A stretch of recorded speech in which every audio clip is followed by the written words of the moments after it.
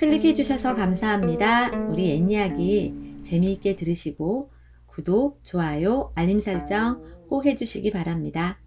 전설천하 이야기 시작하겠습니다. 도송국사 옥룡자 탄생설화 제1화 쇠시처녀. 쇠시처녀는 해님 보기가 두려웠다. 발갛게 월출산 자락을 타고 오르는 햇살은 마치 쇠시처녀를 꾸짖기라도 하는 양 맑은 빛을 토해내고 있었다. 문살 창호지에 드리워진 눈부시게 밝은 5월 햇살은 푸른 실룩을 마음껏 피어올려 골짜기마다 볼이 익는 냄새를 싣고 온 바람이 코끝에 살랑거렸다. 앞산 자락에 떼까치 우는 소리, 처마 및 제비집을 들락거리는 암수 제비들 날갯짓을 몰래 문틈으로 내다보는 쇠시처녀의 눈가에 자꾸만 이슬처럼 영롱한 눈물이 스미어 올랐다. 자신이 까닭없는 아이를 갖다니 생각할수록 영문을 알 수 없는 기이한 일이었다. 쇠시처녀가 이렇게 방에 틀어박혀 바깥 출입을 하지 않은 지가 그새 두어 달은 좋게 되었다. 농부들은 논 모판에 푸르게 올라온 모를 키우고 논마다 넘치게 물을 잡아 소 쟁기질에 썰애질에 바쁜 철이었다.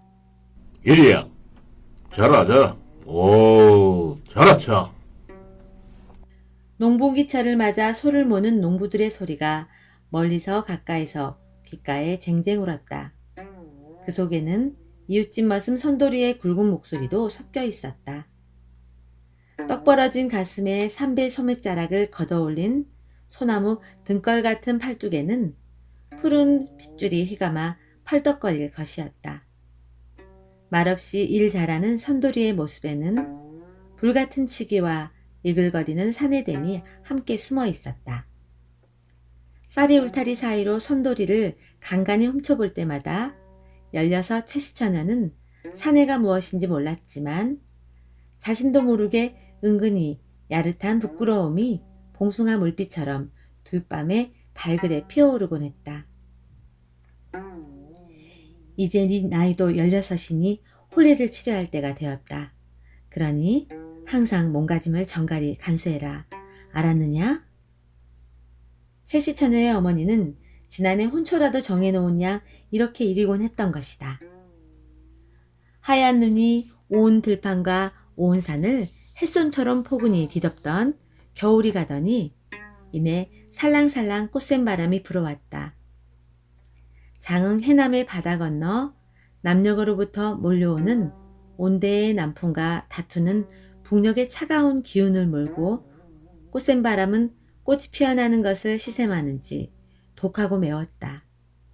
그렇게 남풍과 북풍이 서로 다투는 꽃샘 바람 부는 철, 이내 따뜻한 봄바람이 깎아지른 월출산에 기기묘묘한 바위 끝을 넘어오는 매운 북서풍을 몰아낼 즈음 논둑과 밭둑에는 지난 가을 작별을 고했던 쑥이며 제비꽃, 툭새풀, 억새잎 등이 연두빛 고개를 쏙쏙 내밀며 올라왔다.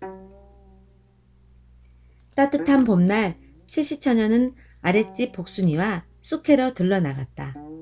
벌써 봄 기운은 농가밭 사이에 털을 잡고 푸르게 자라나고 있었다. 양지 바른 밭둑 언저리에는 보들보들 살찐 쑥이 수북이 돋아나 단침을 꼴깍 다시게 했다. 복순아, 이 쑥 좀 보거라. 먹은직스럽게 살이 올랐구나. 아, 그렇구나. 꽁이 엉덩이처럼 포동포동하구나. 기집애 남 부끄럽게 쓰리. 말만한 처녀가. 건넌마을 삼진도령하고 혼산말 오간다는 거 내 다 안다. 복순이는 쇠시처녀의 눈치를 살펴보며 말끝을 툭 올려쳤다. 쇠시처녀는 가슴이 물방아지를 했다. 건넌마을 삼진도령은 활을 잘 쏘고 말을 잘 타서 무술에도 뛰어났지만 특히 글을 잘하는 빼어난 청년으로 일대에 소문이 자자했다. 그런 삼진도령과 혼산말이 오간다는 말은 쇠시처녀 자신도 처음 듣는 이야기였다. 복순이의 이야기를 들은 채시처녀는 가슴이 뛰고 호흡이 살라내 순간 쑥 뜯는 칼에 손가락을 베일 뻔하였다. 그런 말 함부로 하지 마라. 네가 뭘 잘못 들은 것일 거다. 채시처녀는 복순이의 말을 쑥 무지르며 애써 태연한 척하였다. 가시네 모른 척 시침이 떼기는. 복순이는 못내 부러운 듯 볼멘 소리를 했다. 슬그머니 고개를 들어 채시처녀는 하늘을 올려다보았다. 신이 빚은 예술품처럼 하늘을 향해 우뚝우뚝 솟아지른 바위가 아름다운 월출산 산봉에는 한 조각 흰 구름이 태연히 서쪽으로 흘러가고 있었다. 무심코 고개를 든 채시처녀의 얼굴은 흐르는 구름도 반할 만큼 아름다웠다. 계란형의 얼굴선, 둥근 이마, 반달 같은 그윽한 눈썹, 오독하니 성 콧날, 총기 어린 반짝이는 맑은 눈망울, 가늘고 작은 꼭 담은 입술 등 이목구비가 뚜렷한 채시처녀는 막 머금어 만발한 나를 기다리는 한 송이 찔레꽃망울이었다. 멀리서 월출산 자락을 타고 오르는 나무하는 머슴들이 눈에 들어왔다. 지게를 지고 산을 오르는 무리 속에 옆집 머슴 선돌이도 끼어 있을 터였다. 멧돼지 숨을 몰아쉬며 콧바람을 씩씩 불고 산 비탈을 오르고 있을 선돌이를 채시처녀는 생각해 보았다. 금세라도 쾌쾌한 땀냄새가 물씬 풍기는 듯하여 채시처녀는 살그머니 고개를 저어 보았다. 검은 그림자 소리도 없는 앞니를 내려오는 물방울들의 노랫소리, 가슴을 울리고 피를 뜨겁게 돌게 하는 어떤 격정의 몸부림이 늘 느껴지는 선돌이었다. 채시처녀는 산만큼 큰 나무지게를 마당에 부리고 도끼날을 세워 쩍쩍 장작을 내리치는 선돌을 쌀이올 사이로 몰래 훔쳐보고는 했다. 그런데 오늘은 문득 그런 선돌이의 모습이 마구 말을 달리며 활을 쏘고 달려가는 삼진도령의 환영으로 자꾸 바뀌었다. 이 일대의 처녀란 처녀는 모두 흠모하는 삼진도령이었다.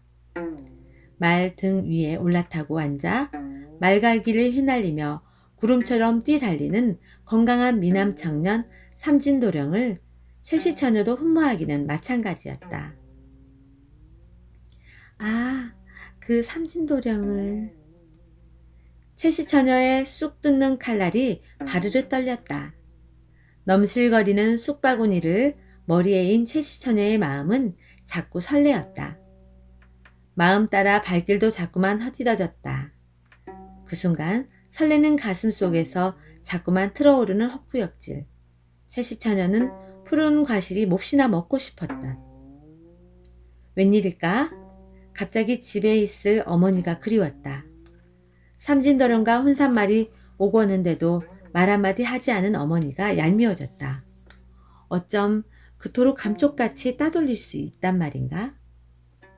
어머니가 조금은 야속하다는 마음도 들었던 것이었다. 조금은 들뜬 마음으로 집에 돌아온 채시처녀는 그날의 바깥 출입이 마지막이 될 줄은 꿈에도 몰랐다. 저녁을 다 짓도록 밖에 나간 부모님은 돌아오지 않았다. 채시처녀는 밥을 짓고 된장을 풀어 쑥국을 끓여 놓고 아버지와 어머니를 기다리고 있었다. 밤이 이슥해진 후에야 아버지와 어머니가 돌아왔다. 저녁상을 앞에 두고 채시처녀는 어머니의 얼굴을 물끄러미 바라보았다. 몸을 전보다 더 정성을 다해 정갈이 간수해라. 혼산말이 오가는 중이니. 어머니는 이렇게 말하며 늦은 저녁을 들었다. 채시처녀는 낮에 복순이에게 들은 말이 있어 마음속이 짚어지는 구석이 있었지만 뛰는 가슴을 애써 누르며 함께 저녁을 들었다. 그런데 막 쑥국을 떠 입에 넣는 순간 우엑! 헛구역질이 틀어 올라왔다. 태알라, 천천히 먹어라. 아무 말 없이 묵묵히 수저를 들던 아버지가 걱정스레 쳐다보며 말했다. 채시처녀는 가까스로 헛구역질을 억누르며 다시 수저를 들었다. 그런데 막무가내로 속에서 헛구역질을 심하게 틀어 올라왔다. 그날 밤 한 숟갈도 밥을 먹지 못한 채씨 처녀는 설거지도 하지 못하고 일찍 잠자리에 들었다. 채씨 처녀의 아버지와 어머니는 적이 걱정되었다. 건너마을 삼진도론과 혼사말이 오가는 터에 덜컥 딸이 속병이라도 들었으면 어쩌겠느냐는 생각이었다. 그렇다고 지금 곧 죽을 병 같지는 않아서 며칠 지나면 좋아지겠거니 하고 대수롭지 않게 넘겨버렸다. 그런데 채씨 처녀는 그날 이후 밥을 먹으려고만 하면 이상스레 헛구역질이 계속되는 것이었다. 하루, 이틀, 사흘, 나흘 이렇게 자꾸 헛구역질을 해댔다. 딸의 심상치 않은 증세를 걱정하며 이모저모를 따져보던 어머니의 머릿속에 번쩍 스쳐가는 것이 있었다. 자신이 아이를 가졌을 때 그렇게 심하게 헛구역질을 했었다는 생각이 들었던 것이다. 아직 결혼도 하지 않은 처녀가 입덧이라니 설마 그럴 리야? 미심쩍어진 어머니는 살며시 채씨 처녀의 방으로 들어갔다. 채씨 처녀는 어머니가 들어오자 방 아랫목에 누워있다 일어나 앉았다. 어머니가 자세히 살펴보니 얼굴이 많이 수척해졌다. 지난달 행사는 치렀느냐? 행사라니요? 채씨 처녀는 무슨 말인지 얼른 알아들을 수가 없어 되물었다. 그거 말이다. 여자에게만 닮아다 있는. 예? 채씨 처녀는 눈이 동그랗게 떠졌다.